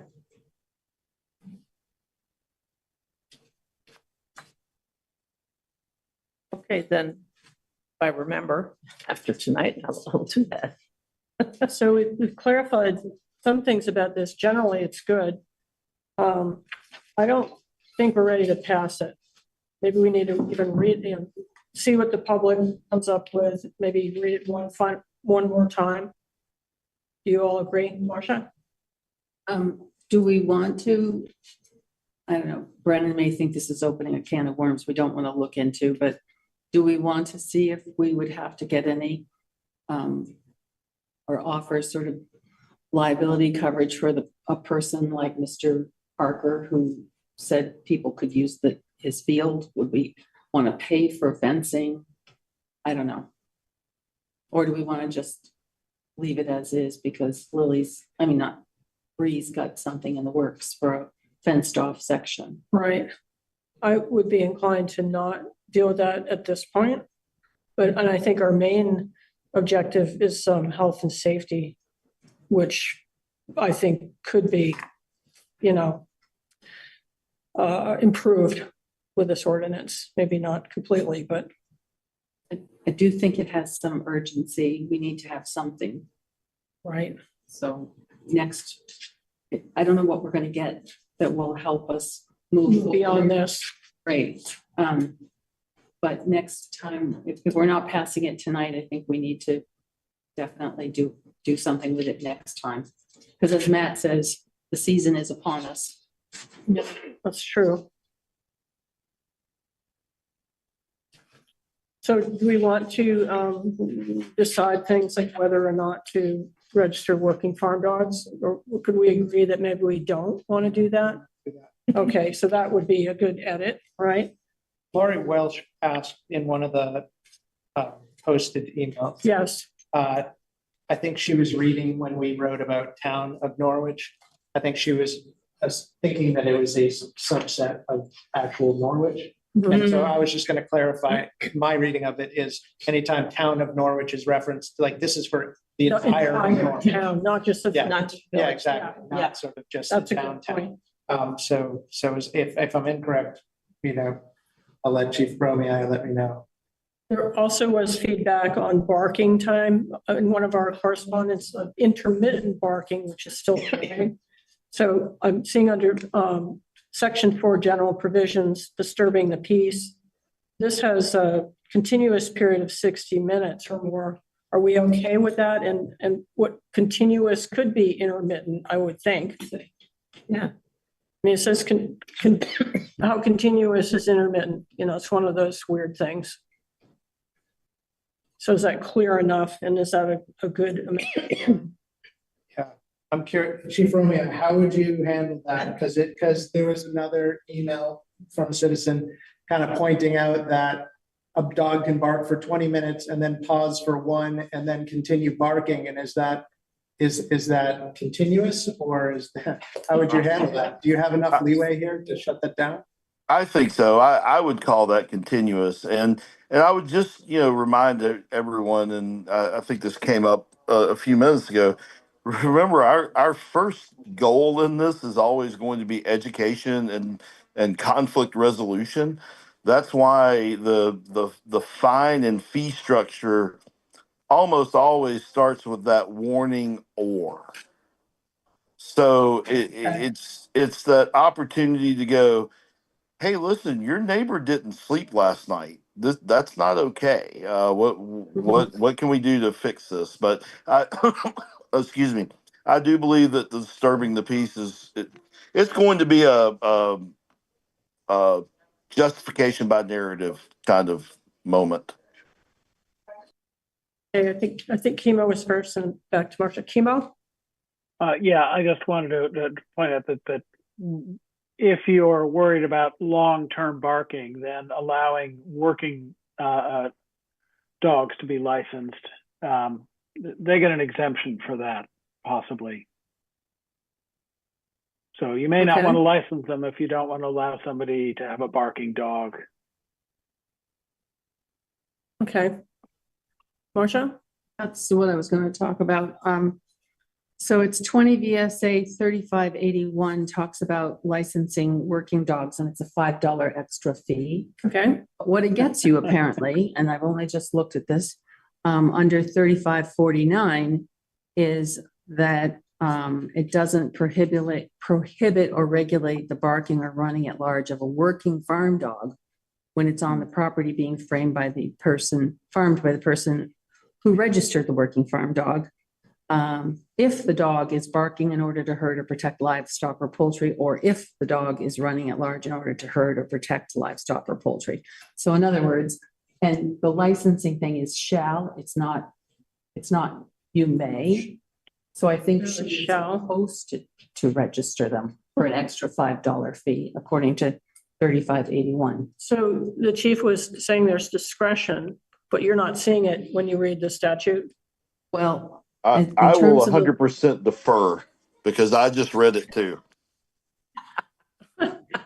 The licensing looks to me from 2 seconds reading a statute that it shall be licensed, extra $5. And then that gets you the right to bark. The owner of the dog can, well, the dog, because it's working, might have to bark. And you I can, see what you mean. Right. Right to bark. so if Right to you, bark statute. so if your neighbor is upset because you have a working sheepdog, Yes. he's got an exemption under All right. the looks of this. So I, So let's go back to that. Let's see. So if we leave it in there, Wait, which? it was under 3, working farm dog. Yeah. Second page, All right. second page of the draft, There's definitions. right up there. Right above section 4. So maybe we should just leave it in there. I think we have to. Well, I think we do just have to leave it in there. It's like an exemption, a barking exemption. And I guess the discretion that the chief is talking about is, he can say, well, no, I'm sorry, this dog is working versus maybe the owners went somewhere and the dog is not working, but he's barking. I don't think his license gives him license to bark because he's not working. Yeah, exactly. It's like the, what do they call them? Service animals. Right. There's certified ones and then there's just, Right. pets. So, okay, well, maybe we should leave that in. Anything else that's critical to do? Fines and so forth are okay. Fix the 112-month typo. Communication with health officer, the appeal process. Okay, I had one comment. yes, Kimo, go ahead. Thanks. So if somebody does have a dog that barks a lot and they can just walk in and get a license that allows them to let the dog bark a lot, you might ask if there's a way to verify in the licensing process that a working dog is actually a working dog. So that you can keep all the language here about working dogs, but when they go to get it licensed, they would have to prove that, yeah, it has animals that it's herding, or otherwise you just get into arguments. Marcia? I think that's between God and the town clerk to decide. So Yeah. because it's in statute, I think she probably She has will have to guidance. sort that out, yes. Okay. All right, If you don't have any sheep, you don't necessarily have a working sheepdog. so shall we ask the chief to sort of make final edits to come up with something that we might approve at our next meeting? Are we ready for that? Sounds good. And then we will have talked about this 3 different board meetings. Yes, And so and really tried to give members that we're talking about it and Mhm. Get some feedback. done everything we can. Okay.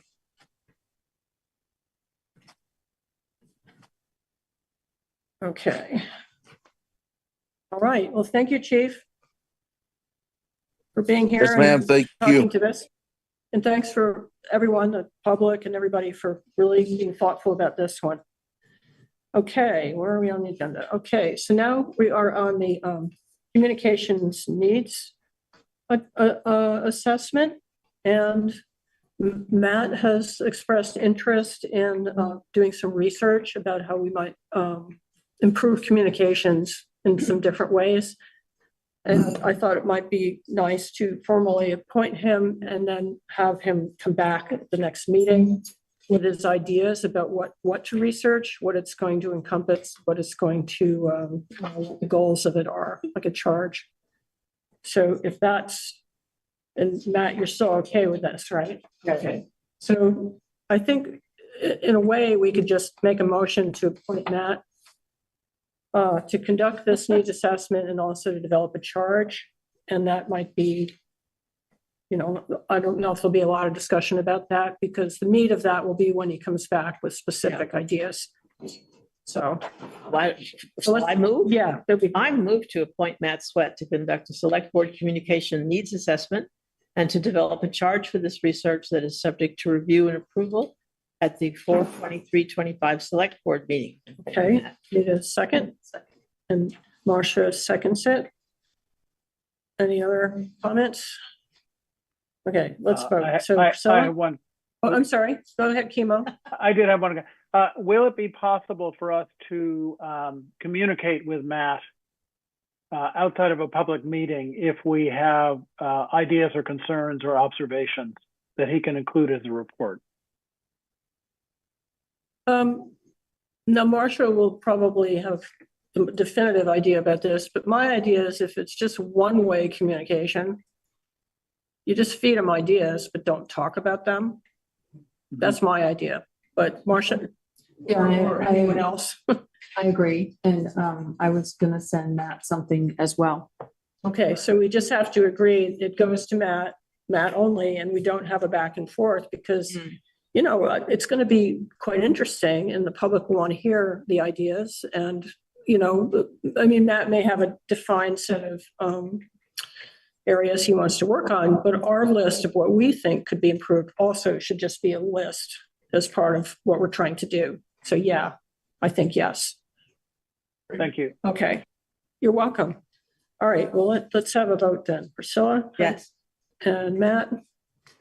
Yes. Marcia? Yes. Emo? Yes. Okay, and I'm a yes. Okay, that was so fast. It was really enjoyable. Okay, now we've got to go and be the liquor board. Okay, I move to recess the meeting of the select board at 8:11 o'clock for the purpose of executing the duties of the local liquor control commissioners under the authority of 7 BSA section 167 et sec. I have a second. Second and friendly amendment. Okay, 8:11 o'clock PM. Oh, PM, right. yes, that's good. All right, should we have a vote? Priscilla, how do you vote? Yes. Matt? Yes. Marcia? Yes. Emo? Yeah. And I'm a yes.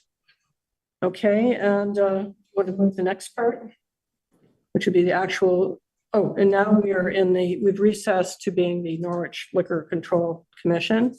And now we have the actual application. So would someone like to move that? I move to approve the first-class restaurant/bar license application number 57057 for Le Fond Vert LLC. The third-class restaurant/bar license application number 57062 for Le Fond Vert LLC. And the outside consumption permit application number 57061 for Le Fond Vert LLC. Is there a second? Second. Okay, any questions or comments? Being none, let's have a vote. Priscilla, how do you vote? Yes. Matt? Yes. Marcia? Yes. Timo? Yeah. A stately reply, and I'm a yes. Okay, and can we have a motion to close the liquor commission? I move to close the Norwich Liquor Commission session at 8:13 PM o'clock or o'clock PM. I'm not sure which way that goes. PM would be better, but yeah, okay. And reconvene the select board meeting. Is there a second? Second. Okay, let's have a vote. Priscilla? Yes. Matt? Yes. Marcia? Yes. Timo? Yeah. And I'm a yes. Okay. Next item is to approve the minutes. And I have a request and some, what I think are corrections. So I was going to request that our last names are used in reference to motions. Because it was first names, because it's part of the historic record, I think. And I think it was John Carroll, not Chris Carroll. Oh, I was wondering who that was. So it's John Carroll, not Chris Carroll. And I didn't know if it was Jenny Barbara or Betty, but I believe it's probably Betty, right? Yeah. Okay, so that's correct. Any other? Barb, right? Barba. Barb. BARBA, I believe. Mhm. Okay, any other corrections?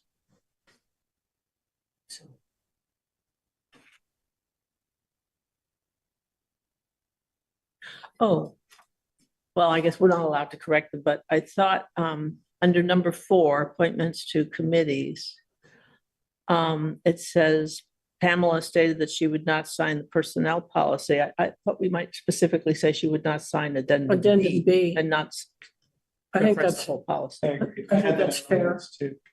Okay.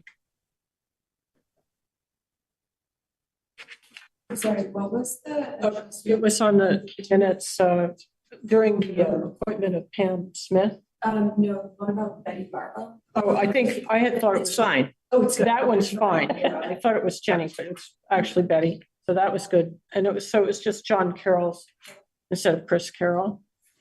The last names and then in the Pam Smith section that she felt uncomfortable signing addendum B. So it's a document that's sort of almost an appendix to the personnel policy. Yeah. Okay. Anything else?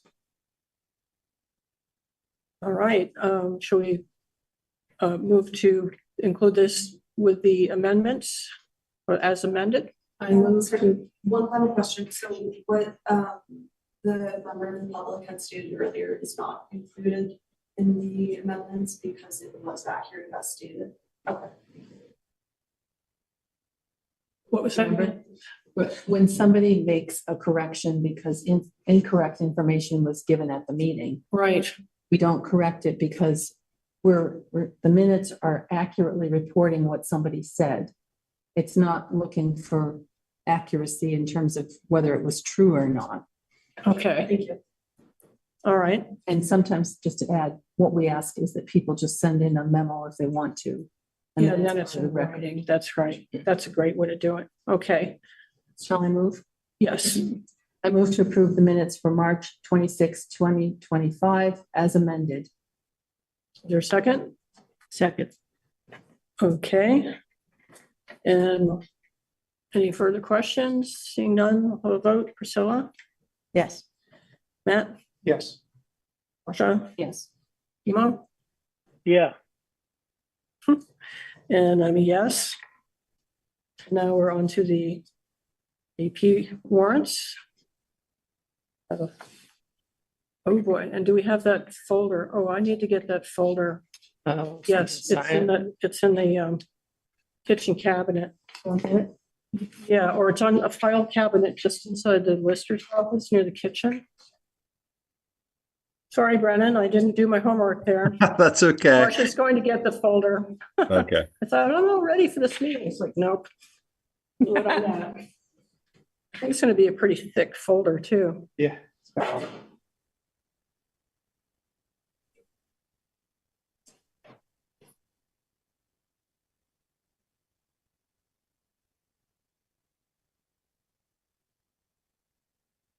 But we can ask questions about this. Oh, yeah. Yes, oh, yeah. Okay, so questions? Yeah, and this is just for my own education. The CCI managed services, that's a monthly fee of like $3,200. What's that for? Let's ask the town manager to explain that. You mind explaining the CCI fee? Brennan? Yeah, so I believe, Matt, you're looking at a monthly charge for an annual contracted amount. And then what do they do? So the internet? Oh, CCI? Yeah, they're our IT consultant service provider. Okay. May I ask why there's so many different warrants here? That is how that had to be broken up. There are a lot of designated funds that were tapped here, so And will we require a signature for each? yes. Okay, we just have to make sure, I'm seeing all the tabs, that we Yeah. get them all. There's about Okay. 6 or so with individual tabs there. Okay, I have another quick question, just so I understand. With the 2 police cruisers, it looks like we're paying maybe the down payments to Ford Motor Credit Company through the line items of capital lease equipment in police, which is 15,000 and 11,000. And then we're paying the monthly lease off of the capital funds. Is that right? It is split because of the I guess total amount that we had to cover there. I would appreciate it, Matt. I know you're new to the board.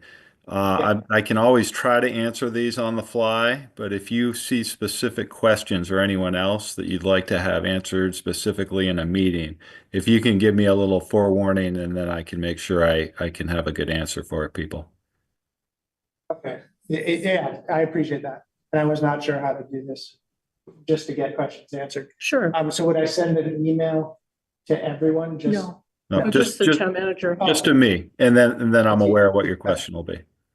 Okay, perfect. Thank you. All right. And were there others, Matt? Just so we're,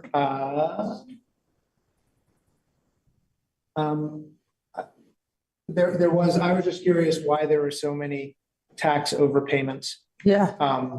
And that's, I'm sure, a technical question that I could get answered later. okay. We'll answer that one later. Priscilla? I had the same questions Matt had about the police cruisers. We budgeted $27,000 for the capital equipment lease, and we spent that in the first big fat warrant article. And then, then there's another one, and it's like almost $7,000. And I'm like, wait a minute, we have 2 trucks, and and I was noticing on one of the warrants where we're paying some of the things that are the town voted to just appropriate money to things. And it just, like the library and advanced transit and that kind of stuff. And it seemed like an odd sort of schedule of how those were laid out. I mean, some of them when they are paid. Well, I mean, some of them, sometimes we see pay 100%, sometimes we pay 50%, and sometimes we pay 40%. It's like, seems weird. What is the process for special appropriations payouts? I have no idea. No, but that's kind of your question. Yeah. Okay, that's a process question. Brennan, do you want to speak to that? Yeah, I think I can answer. I think we normally pay those out as 2 installments. So there's a first payment and a second payment that come through. I could double check that, but that's my recollection. Well, I looked at them, and the Cemetery Commission got 40%. Oh, and the Norwich Historical Society got a third. Yeah, it sounds like 2 payments, and they may not be 50-50 payments. I don't know. I mean, it's not a problem. I just thought it was odd. Okay. And I was wondering, I can't remember, what did we do in legal that we ran up a $2,200 bill with our town council? I don't remember what that was about. Anybody remember? Do you want to speak to that, Brennan? No. Okay. I don't know what that was about. Not to be blunt, we had legal services over the period of time that we incurred costs for.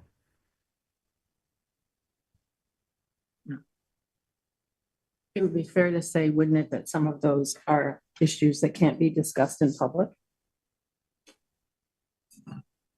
But wouldn't we have had to authorize it to be spent? Or no, maybe we don't. I don't know. Well, we have to authorize all. Yeah. Oh, excuse me, Brennan, were you going to reply? I was going to just try to answer that. Yeah, we have a line item for legal services, and then those often come in through the town manager's office with discretion on what we're asking our attorneys to do, and then we pay their bill after we've received it.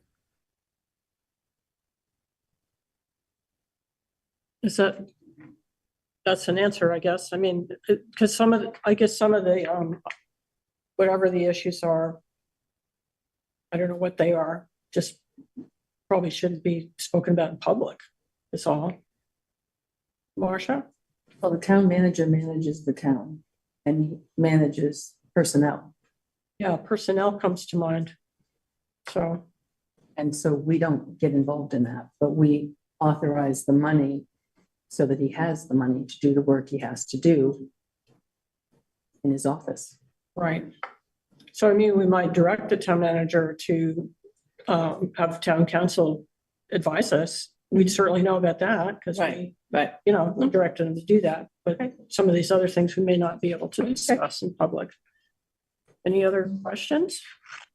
So I count 10 warrants. Yeah, look at this. Check. They're right. There's tabs. Signing. I only had one question. I was Yes. I was just sort of delighted and shocked to see that we spent $140 on blueprint supplies. Are we still making blueprints? I don't know. Ah, It's the interest. I think it's great. Maybe old it's for school. the recreation department or something, I don't know. rather than, you know, the planning department or whatever. Yeah. Could be. All right, we've had fun looking at these. Are we ready to move this? I give it a go. Yeah. I move to approve I'm going to go fast. AP warrant 1270 in the amount of $110,606.14 to be paid from the general fund. AP warrant number 1259 in the amount of $215,123.50 to be paid from the general fund. AP warrant number 1260 in the amount of $31,031.62 to be paid from the general fund. AP warrant number 1268 in the amount of $4,063.65 to be paid from the Public Safety Facility Fund. AP warrant number 1263 in the amount of $5,466.55 to be paid from the Fire Department Apparatus Bay Fund. AP warrant number 1267 in the amount of $504 to be paid from the Police Cruiser Fund. AP warrant number 1264 in the amount of $6,966.58 to be paid from the Police Cruiser Fund. AP warrant number 1265 in the amount of $16,237.89 to be paid from the Town Reappraisal Fund. AP warrant number 1266 in the amount of $20,250 to be paid from the Records Restoration Fund. AP warrant number 1271 in the amount of $53 to be paid from the General Fund. And AP warrant number 1273 in the amount of $676.20 to be paid from the General Fund. Is there, thank you, Marcia. Second. I'll second. Okay, any further discussion? Seeing none, we're going to vote. Priscilla? Yes. Matt? Yep. Marcia? Yes. Emo? Yes. And I'm a yes. It's unanimous. We have a little signing party after the meeting because there are many. Yeah. Track for a record. Yeah, yeah. Okay, our next agenda item is receipt of correspondence. We had correspondence from John Carroll regarding the select board research process, some suggestions from Lori Furch about the dog ordinance, in particular Huntley Meadow off leash. Lori Welch, she wanted more of a definition of where the ordinance would take place, as Matt was talking about, which it would be townwide.